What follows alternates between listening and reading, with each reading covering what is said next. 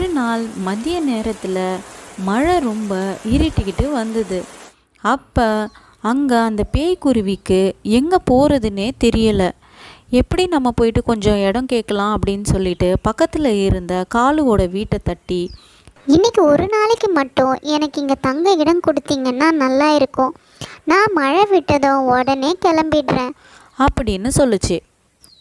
ஆனால் காலு காக்காவோ, என்னால் முடியாது. என்னோட குழந்தைங்க உன்னோட உருவத்தை பார்த்தா பயப்படுவாங்க.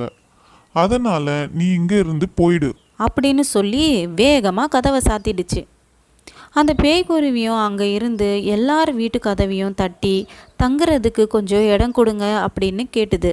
ஆனால் யாருமே அந்த குருவிக்கு உதவ முன் வரலை. அப்போது கடைசியாக மீனுக்குருவி வீட்டு கதவை தட்டி அந்த பேய்க்குருவி உதவி கேட்டுச்சு.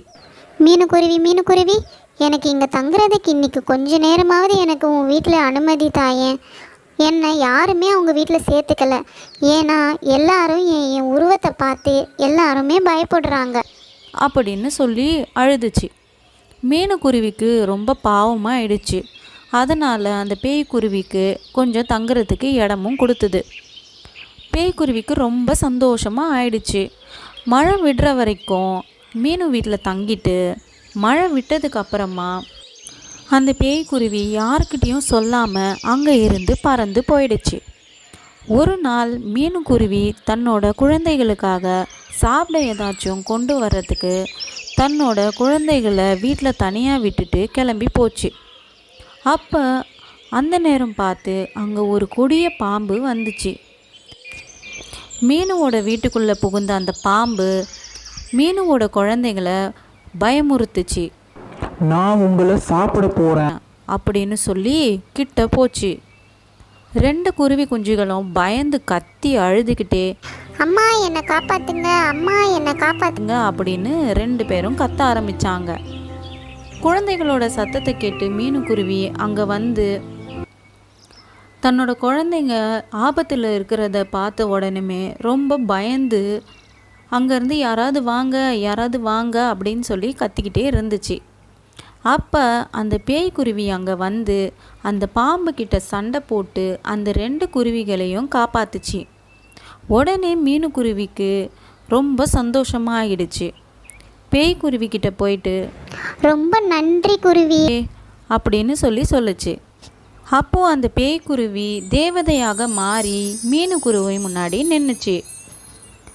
அப்போது அந்த தேவதை சொல்லுச்சு, நான் ஒரு முனிவர் தவம் செஞ்சிட்டு இருக்கும்போது அவரோட தவத்தை கலைச்சிட்டேன். அதனால் கோபம் அடைஞ்ச அந்த முனிவர் என்னை பேய்க்குருவியாக மாற்றிட்டாரு. நான் எவ்வளவோ கெஞ்சியும் அவர் சாபத்தை திரும்பி பெற முடியாது அப்படின்னு சொல்லிட்டாரு. சாப விமோச்சனத்துக்கான வழியையும் என்கிட்ட சொன்னார். நான் எப்போ ஒரு பறவையோட குடும்பத்தை ஆபத்திலிருந்து காப்பாற்றுறனோ அப்போதான் எனக்கு சாப விமோச்சனம் கிடைக்கும்னு சொன்னார். இன்னைக்கு எனக்கு விமோச்சனம் கிடைச்சிடுச்சு.